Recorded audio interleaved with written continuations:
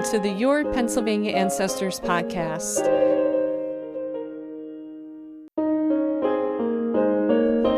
This is Denise Allen, and I'll be your host today as we talk with Kathy Hale of the State Library of Pennsylvania. If you're a genealogist who has ancestors in Pennsylvania, you don't want to miss the holdings that the State Library has. Kathy fondly calls the library the pack rat's paradise, and you'll find out why when you listen to this episode. Some of the holdings that the State Library of Pennsylvania has can be sent to you through your public library, no matter where you are in the country. Find out how to have that happen for you. Also learn about the renovation of the library, its temporary location, and how to make the most of that research trip when you do go to the library. I'd love to hear your comments and questions, and that question just could be on a future episode. Just go to www.paancestors.com and click Leave a Question. And now, here's Kathy.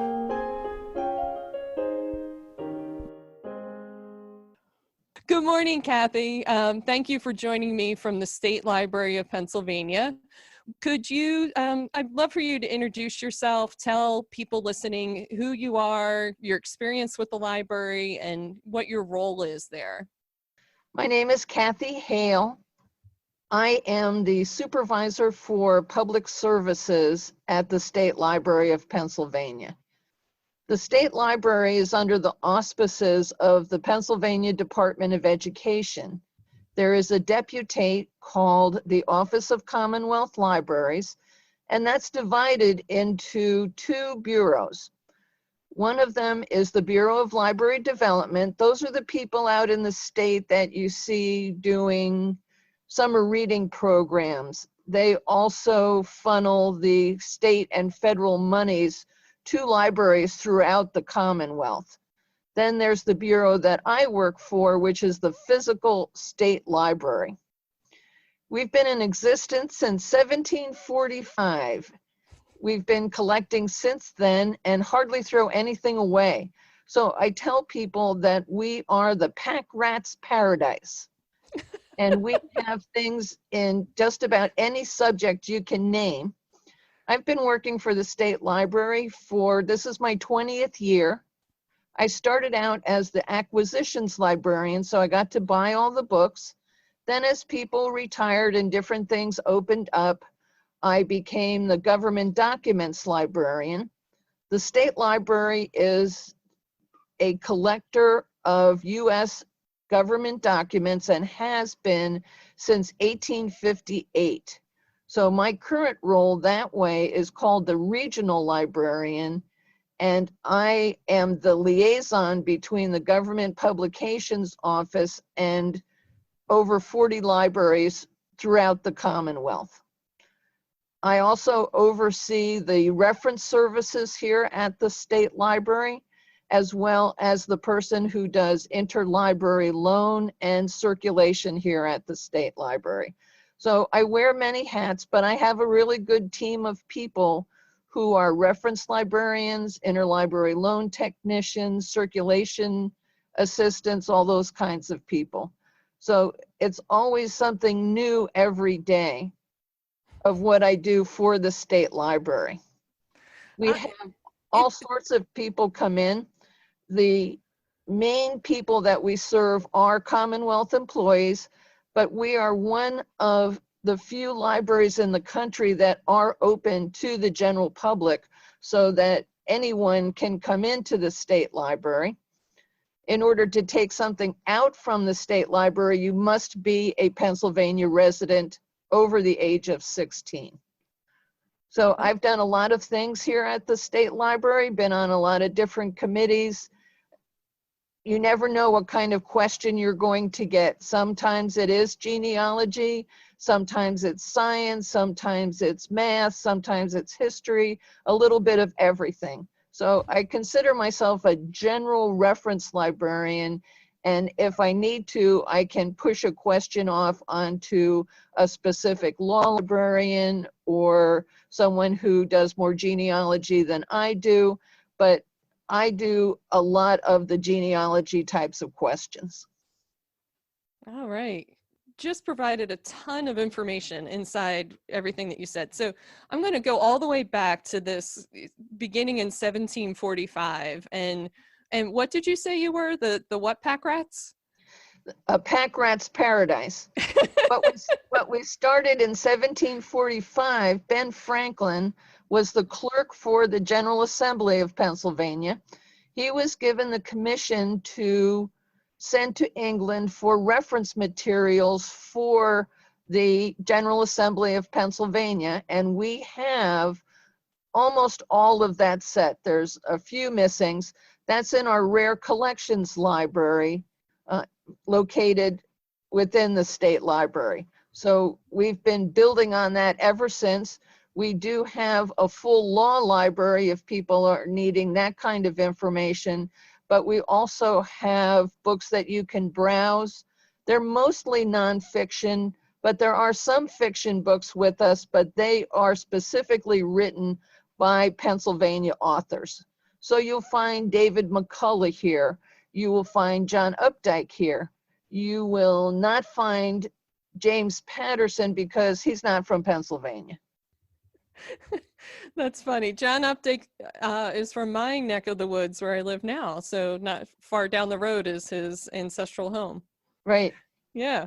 So I love the pack rat's paradise and the commitment to not throwing anything out. I think a lot of genealogists and family historians can relate to that. The absolute, I don't know what you say, like the absolute delight it can be to receive a box or any sort of information from way in the past that you didn't even know existed. And it sounds like the library and their rare books has a lot of those things that we might not know exist, but you've preserved it and kept it for us as Pennsylvania residents. Like the papers of Dorothea Dix. When she worked up at the state hospital in Harrisburg, we inherited the papers that she had while she was there. We have all sorts of maps. We have over 35,000 maps at the state library. Wow. Now, how would a researcher know what exactly you have in that rare books collection, or which of the 35,000 maps you have? If they go to the state library's website, which is www.statelibrary, that's all one word, all lowercase, .pa, like the state, period, gov. If they look on their left-hand side, they'll see a little book and it says catalog. So anyone doesn't have to be a library card holder from the state library. Anyone in the world can go into that catalog and do some discovery as to what we have.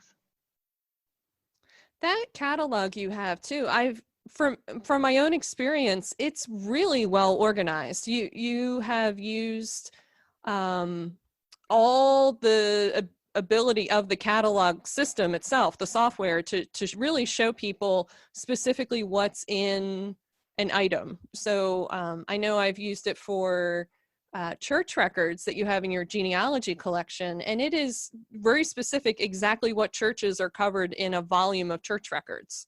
Our catalogers would be very happy to hear you say that.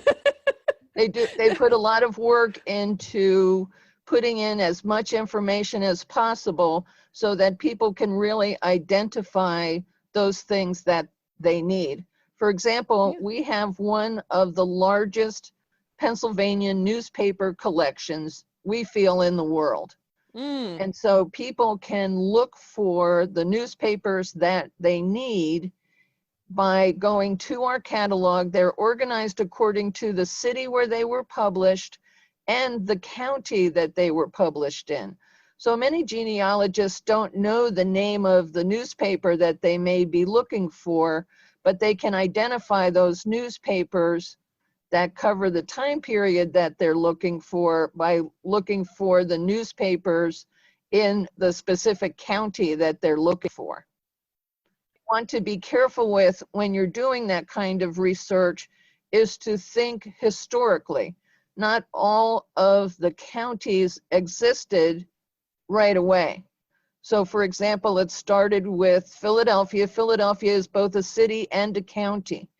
Then it went out to Chester and Berks counties and grew from there. So if people need help to identify if their ancestors lived back in the 1800s, maybe the county that they are looking at that exists today in the 21st century did not exist then, and we can help them to identify what that county would be. Always great advice. Pennsylvania, for people that aren't from Pennsylvania, might not realize, and even people that do live here, how much it changed, especially prior to like 1870, 1850. It was very dynamic outside of the original Philadelphia county / city. A lot of border changes, and a lot of people moving from county to county too. Well, I have a theory that everyone has come through Pennsylvania on the way to someplace else. Kathy, I share the exact same theory. I do. I really do. I get contacted as a genealogist from a lot of people from all over the United States who are like, I have this ancestor who came through Pennsylvania. And I'm like, I know you did, because I feel like everybody has at least one. That's right. That's right. So some of them went through the northern tier areas, Potter and Tioga counties. Some came up from the south through York County and then out towards Pittsburgh to get to the Ohio Valley. Some came from New England through the Philadelphia area on their way to the South, Kentucky, Tennessee, those kinds of places. So I still feel that they came through Pennsylvania in some way. Some of them left footprints and some of them did not. So I usually tell people, don't be worried if you can't find somebody, because maybe they didn't stay long enough in order to make a footprint here. Exactly. Pennsylvania was a place full of canals, which we don't really talk about canal transportation. Right. We have some rivers that were navigable, and of course the railroad when that came. So those crisscrossed and people went that, around that way. Yeah, Pennsylvania, I mean, we're still a busy place, but I think we were really the center of a lot of activity early on in the country. And it was a place that was unique, I think, in terms of development, having its Quaker background and, it was a place where people could experience a freedom that they couldn't get maybe some other places. That's right. Yeah. So, back to the library and its relationship to other libraries. If someone was, say, in Scranton or Clarion County, or and wanted to borrow something out of the State Library of Pennsylvania, and could they do that? Anyone can get a library card from the State Library. We usually suggest to people, though, if they are outside of the Harrisburg area, that they use interlibrary loan in order to get the materials. We do not lend our genealogy types of materials because we'd never get them back. And so we will do interlibrary loan. If you discover something on the catalog, that we will send pages of indexes so that people can look up to get a specific page. Then we would scan a page and send it to the library so they can do it that way. We do lend our newspaper microfilm to libraries throughout the country. So someone could be in Nevada or California, Washington, Tennessee, Georgia, whatever, and they could discover newspaper microfilm that we have, and then they could go to their local public library in order to ask the State Library to send reels of microfilm. We do limit the amount of microfilm that we send out to one person at one time, so they can borrow up to 5 reels of microfilm at one time. And a reel is typically 1 month worth of a newspaper. Some of them are a little more because especially some of the early newspapers, were only 2 and 3 pages each. Maybe they came out every week, every other week, versus the Philadelphia Inquirer, that was a large paper, especially into the 20th century, and you might have half a month on a reel of microfilm. But again, we can help you to identify the newspapers that you want and how many reels or how many newspapers are on each reel. Okay. That's really exciting because newspapers are, even though there's a lot digitized now, for a lot of the more rural communities or smaller run newspapers, they haven't been digitized, and when they will be, who knows, but they are a fantastic source for genealogists and researchers just to get a flavor of that community and who lived there and the kinds of things that happened. Well, especially in the 17 and 1800s, even into the early 1900s, a newspaper is a picture of life in that community. So that if I went to go visit my niece in Wilkes-Barre, Pennsylvania, it would have something like that in the newspaper and how long I stayed there, especially the obituaries or birth announcements, but especially obituaries will have something about the person, if they belong to Rotary or a different social club. Sometimes they'll list the names of children or parents. If they came from another country, it might say that they came from Germany or Ireland. So there's just so much information in newspapers, and especially people who were very active in their community, they might have a picture of them with the mayor and the big check that they got, something like that. So there's lots of information. Some people come and look to see if a relative of theirs was on a specific sports team. They played high school baseball or basketball, and there might be a picture of that person, and maybe other people on the team are related to them. So there's all sorts of clues in newspapers for people doing genealogy. You just provided a whole wealth of tips for people and ways to do that research.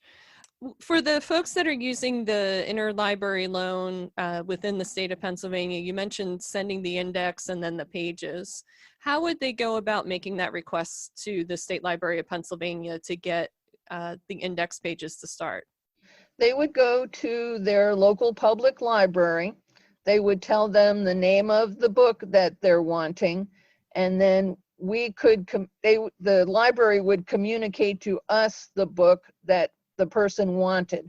Some of our genealogy material does circulate if it's not specifically a reference genealogy type of book. We have loads of books that are histories of areas that do circulate to other libraries. Or if it's something that we come back and say, I'm sorry, this doesn't circulate, then the library could ask us again for an index or a specific name. That way we could look that up in the index and then perhaps send the page out of the book that the person would need. So there's lots of ways that the state library will work with the local library and its patron in order to provide the material that people need. That is quite a partnership between the local library and the state library in the capital. It's wonderful when all our communities can collaborate, for what people need. And I'm assuming this going back and forth is free for people that are residents of the state? It's free as far as the state library is concerned. Some public libraries may charge you a small fee if we have to mail something to you or they have to mail something to us. It's really dependent upon the library that the person is working with. But we do not charge the library for the material that we send. If especially we're sending it electronically, we just send it to wherever the library would like us to send it to. It's usually involving mailing costs that the patron himself or herself would be charged, but not by us. It would be by the local library. Yeah, that makes sense. Their budgets are always tight at a local level. You know, I think everybody loves their library and everyone wants it to always be there forever, but you know, they need our support, you know, Well, I tell definitely people locally. these are their tax dollars hard at work, Yeah. because that way they don't have to try and find or buy the book. And many of these books are not available for sale, and they are not available electronically all the time. So that if somebody needs something and the state library has already spent the money, we are going to share. And libraries are about sharing, that we want to share with people the things that we have. It's beautiful. So I'm an incredibly impatient person and would never wait for something to come to me through my interlibrary loan. I hate to admit it. I'm very impatient. So and I'm incredibly curious. So I am a terrible person at Christmas time. I can tell you that. And so I drove to the State Library of Pennsylvania. I've come visited a couple times because your genealogy collection is fantastic. For people that have ancestors in Pennsylvania and might have moved between counties and communities, it's a kind of a one-stop shop where you can access a whole range of records and good ones in each county without having to go right to the county specifically. So you can kind of do a very I wouldn't even say high level search because it's kind of deeper than that. It's a very comprehensive search of what I'd say between you and the state archives. Definitely it's a combination, a 1-2 punch combination, but really get, you know, a great overview of that county, the kind of records that they have that are not governmental records. Sometimes it's indexes of probate. And you always seem to consistently have those biographies written in the late 1800s, which are great to get like a history of the county, a flavor of the county. Well, we're generalist in the fact that we have things from each of the 67 counties. So as people moved around in Pennsylvania, we can allow people to follow from county to county. Now, if they go to a local historical society, for example, Dauphin County Historical Society has a lot of material that is very specific to that county that we may not have. So that we want people to not only come to us, but look for their local historical society. And if they need to find out what that is, the state library has a listing of all of the historical societies that are in Pennsylvania on our website. We have what's called a research guide. So if they go to our website and under the heading for general public, they can click on that. And one of the things is a research guide for genealogy and local history. So part of that is a listing of the historical societies that are in Pennsylvania, so that if they don't find something with us, we always are trying to push the person out to other places that they might be able to find information. Because from doing your own genealogy, I've helped my parents do my family's genealogy. It's never all in one place. That's a big misconception that people have, that they're going to come to the state library and find every relative they ever had. Not going to happen. So that they might have to travel or ask other historical societies or other places for information. It really depends on who and what they're looking for. I heard a lecture one time that the worse your relative was, like if they were bad, the better for you now, because then there is some sort of footprint or record of something they did. So if they were in jail or they got divorced or were thrown out of the church, there might be something more than if they were a good church-going, tax-paying person. You're giving hope to a lot of people who find those folks in our family trees. That's right. There's always a black sheep somewhere. And so it's kind of always the good news, bad news situation, it's like with a family history for sure. So when a person is coming to the state library, they decided, hey, I'm just going to take a day and I'm going to come to the state library and wander through the genealogy information that you have.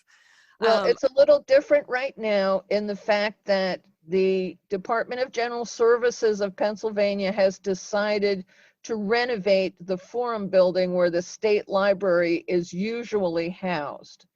So right now we are in a temporary location and will be for the next 2 years. So our address is 400 North Street in Harrisburg, Pennsylvania.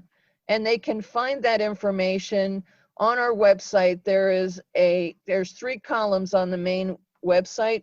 There is one that says we've moved because we had to go from a very big building into a very small space.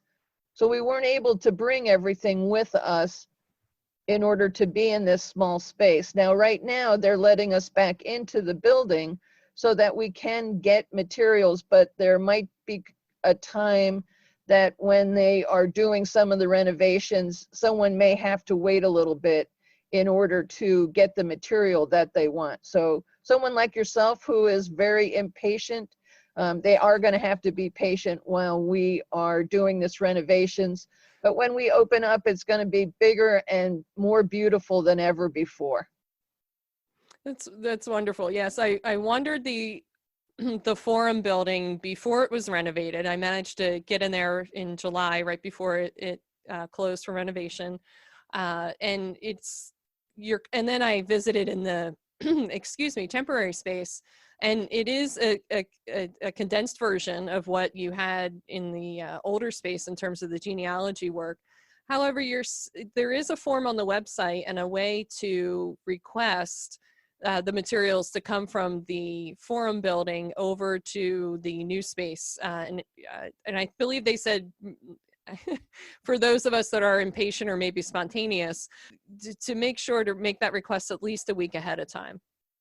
Yes, because we try and go over every day, but at some point in time, they're going to say, because maybe they found asbestos in the building or some other hazard, that they're not going to let even us into the building.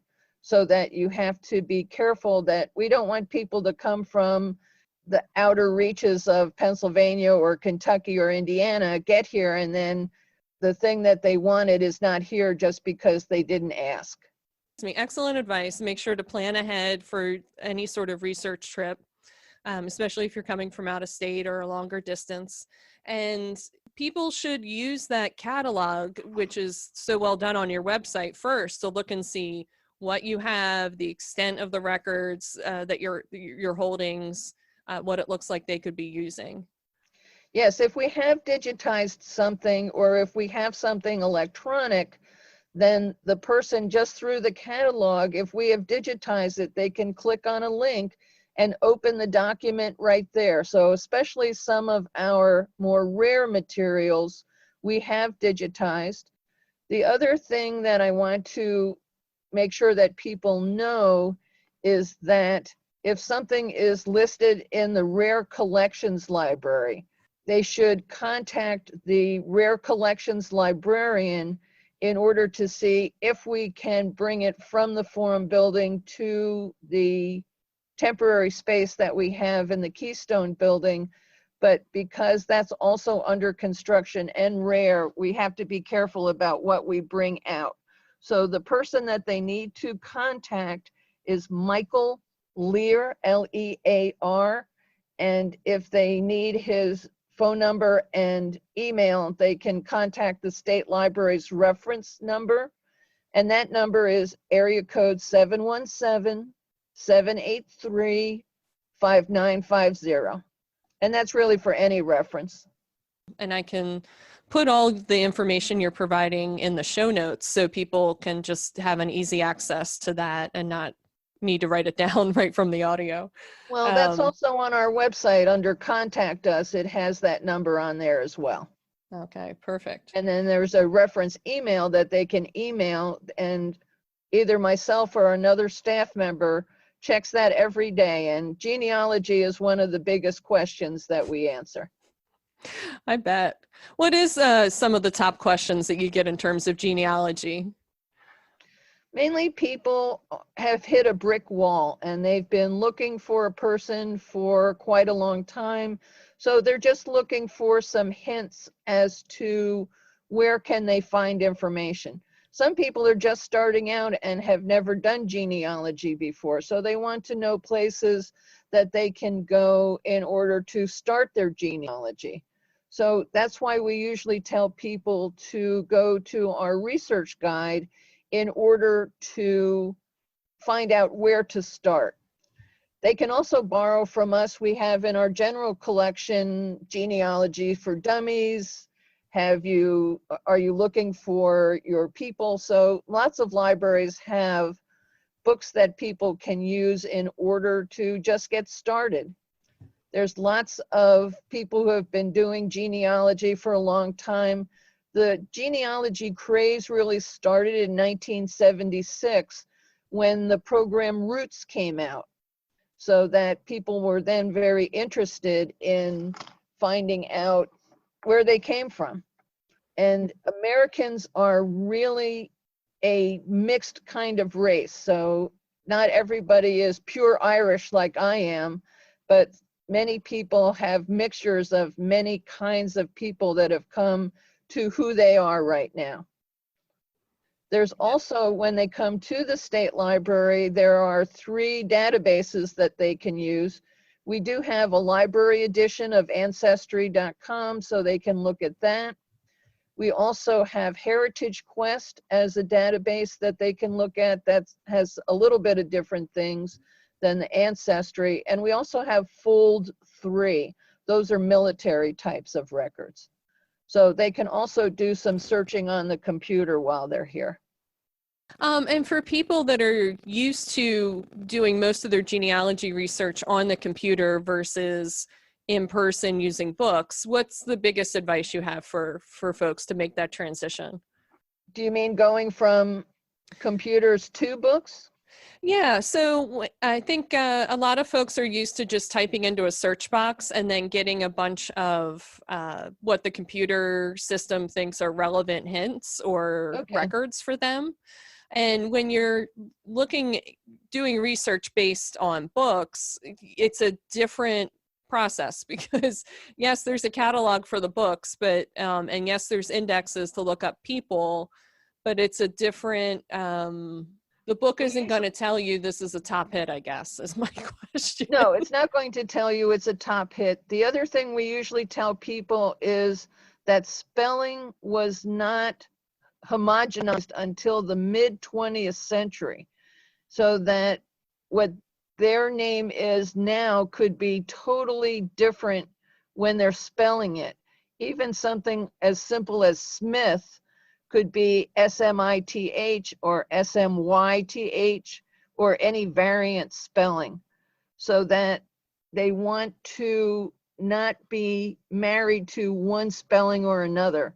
Plus, just like today, people's spelling was atrocious, so they have to think about variations of that, especially people who came from the Slavic countries into this country. But even my maiden name was McGann, and we spell it M-A-G-A-N-N, but I have also seen it M-A-G-A-H-A-N and variant spellings like that. So don't be wedded to one spelling. The other thing that we tell people is that many people within a family are called the same thing. So there might be 8 Marys, 2 Johns, some Patricks, Ivans, depending on the ethnicity that you have. So you want to try and make sure that you're looking at the right Mary or the right Patrick, in the fact that they're born at a certain date or that they're in the census on one page and maybe you find them somewhere else, make sure that you're looking at the right person, because we've had people go off onto some really wild tangents because they're looking at the wrong person. Yeah, and I think what happens is when you're doing the research on the computer through one of the online providers of genealogy records, you can make those mistakes and they kind of just slip by you. You can add that record to an ancestor and not really think about it. But That's when right. you're in a book, it seems like it's more confrontational, or it makes, at least for me, it makes me think more or handle it differently. Because a lot of time in a book, it will also have the relationship right there. So you might have 18 Smiths and you're looking for Patrick, but you know he's married to Nancy. So it's a little easier, I think, sometimes to make the connection in a book versus the computer. But the computer has the advantage of you can go back and forth quickly between one record and another. Yeah, that's true. So there's advantages to both. There certainly is. One of the things Aaron mentioned was that the Pennsylvania State Archives has digitized some of the records and hosted them at the Power Library. Yes. And that, yeah, so could you share a little bit about the Power Library and what that holds? The Power Library is available to any Pennsylvanian. They can go to powerlibrary.org, and as part of the Power Library is Pennsylvania Digital Documents, so that lots of libraries have digitized different things such as newspapers, yearbooks, different materials that are at different academic institutions, historical societies. So what's nice about the Power Library digital documents is that you can go in and search over all of the collections that are there. So for example, one of the things that the State Library has posted there, we have a set of 80 scrapbooks that some poor librarian or a set of librarians went through newspapers during the late 1800s, early 1900s, and cut out obituaries from people of the Civil War era. So there's everyone from Jubal B. Early to a private, but there's also just regular people in there as well. And that 80 volumes has been digitized. It's called the necrology. And you can look at that anywhere in the country by going on to the Power Library. Okay, great. I found on the Power Library, I'm originally from Conshohocken, and the Power Library has digitized the entire run of the Conshohocken Recorder newspaper. Right. People will also be interested, as far as newspapers, that the State Library has been part of the Library of Congress's Chronicling America, so that you can look at newspapers really from all 50 states. They begin in the 1800s, go to about 1923. But what's nice about the Chronicling America is that you can look state by state. So that if you want to look in Pennsylvania newspapers, for example, we had a person that wanted to learn about the influenza in 1917 and 18 in Philadelphia and see if there were any pictures that they could get. And we were able to do that by going to the Chronicling America. Okay. So for your 20 years that you've been at the library, you've interacted with a lot of people. Absolutely. Asking a lot of different kinds of questions. You're dealing with the general public, and I'm really curious, what has been the most sort of the story that stuck with you in terms of an amazing discovery someone made in your collection that they shared with you, or something that you were like, wow, we have that? The thing that comes to mind was about 2 summers ago. The student came to us. They were part of a program at Penn State University that is part of the Finding Your Roots program on PBS with Louis Gates. They have a camp every summer for students to learn about science, but one of the aspects of that is they get their DNA done and they have to do some genealogy research in order to substantiate what they find on their DNA. So one of the young men that was there, he thought that one of his relatives was from the Pilgrims. And so he came to the state library because we were the most local place that had a set of books that showed the first 5 generations of people from the people who signed the Mayflower contract. So the first pilgrims that came over. We were able to trace his genealogy back to John and Priscilla Alden and William Bradford. William Bradford was the governor of the Plymouth plantation, and John Alden and Priscilla were made famous in the poem by Longfellow. And he's like, well, so what? And I'm like, so what? What do you mean, so what? When you're at the Thanksgiving table, these are your relatives that are there. And he has become a genealogy fanatic, trying to find more out about his people that went all the way back that far. So that was, I think, one of the, wow, I can't believe it kind of moments that we had. That is a wonderful story. And his whole reaction, especially with the DNA stuff, yeah, you just never know what you're going to get back. And that's right. Yeah, good for him for taking the time to trace it and ask the questions, because that question, so what, it comes up, for all of us, like, what does this mean? But what really makes me excited is when someone has been looking for someone for a long time, and then all of a sudden in some obscure book that we have or some newspaper that they've been slogging through, that they find out someone that they've been looking for a long time. So that makes me happy that they have found someone to fill in that elusive spot of the person that they couldn't find before. And I hope if there was like a genealogy gods, I hope that they look down upon us and offer that up for the state library to do that for people every day, for sure. Well, we tell people, don't get frustrated and keep all the things that you're finding, because you never know when that's going to spring back up and say, oh, that's the person. Exactly. So is there anything else that you wanted to share about the state library that I didn't ask, or you wanted to make sure that was covered? If a person comes or calls or emails us and the answer that they are looking for is just going to take too much time, we don't have a lot of staff here at the state library, and there's only a few of us who are dedicated to doing genealogy.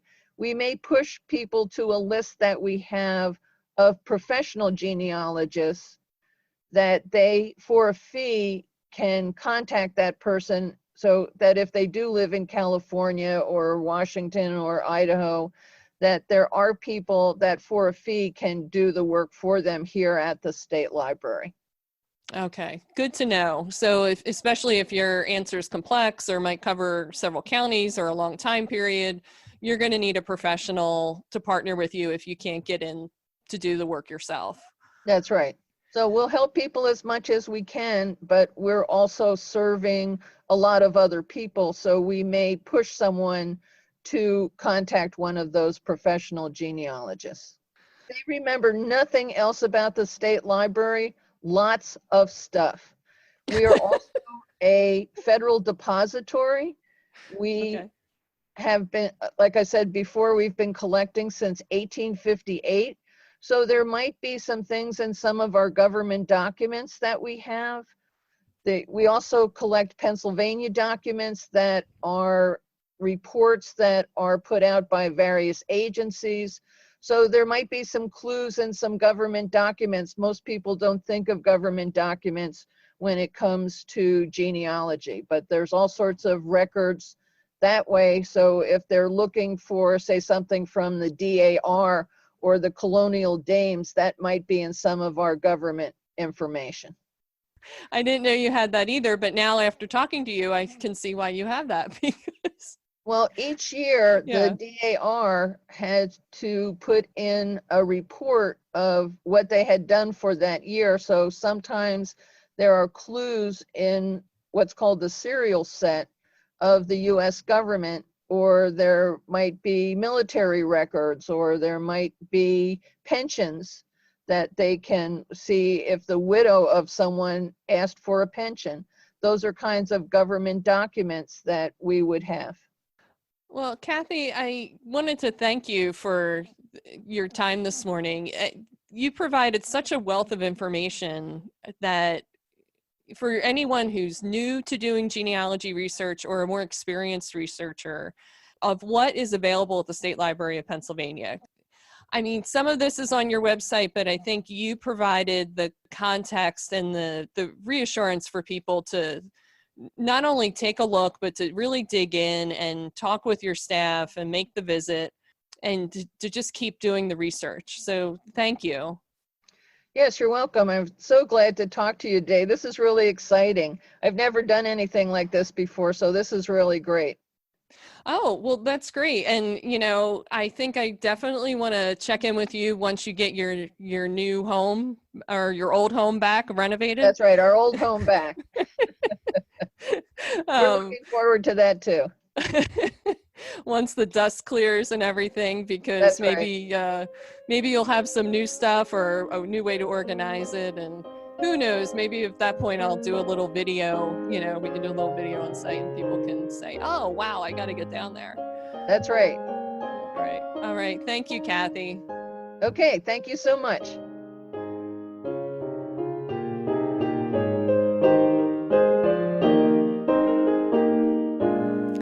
I'd like to thank Kathy once again for all the time that she spent with me, going over all the holdings that the library has. I learned a ton, and I hope you did too. This episode spurred a question for you, or you've just been kind of lost and confused about where to go next with your Pennsylvania research. Go to my website, www.paancestors.com, and click on Leave a Question. I think it would be a fun way for people to get their research questions answered and get to hear what other people are struggling with and how to solve it. Thanks for listening, and don't forget to subscribe so you don't miss the next episode.